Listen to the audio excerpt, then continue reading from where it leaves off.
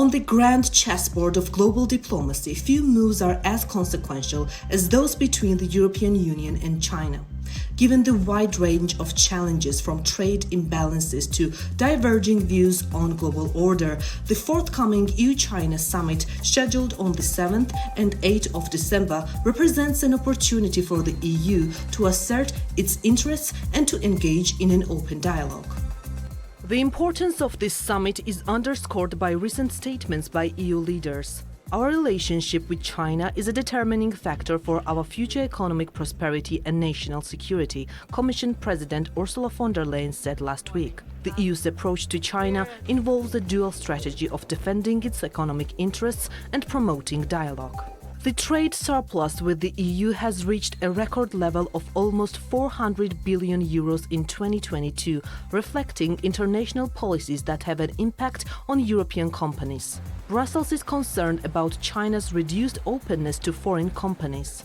Thierry Breton, European Commissioner for the Internal Market, has emphasized the need to rebalance relations between the EU and China, rejecting the binary choice of friend or foe.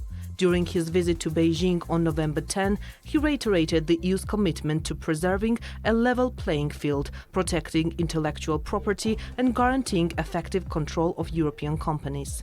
Here, the global gateway strategy developed by the EU is a pivotal element in diversifying and reducing the risks of dependence on China.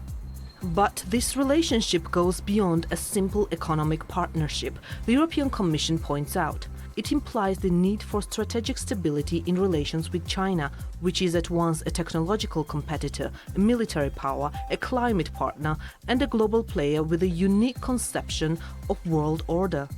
The EU remains committed to a rules-based multilateral order which it should promote with China.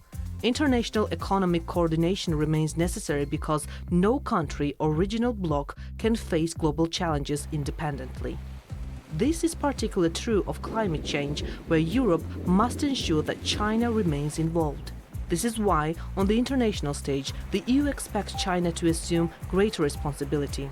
Concerns over China's position on Russia's war of aggression against Ukraine underline the need for continued engagement to shape China's role on the international stage.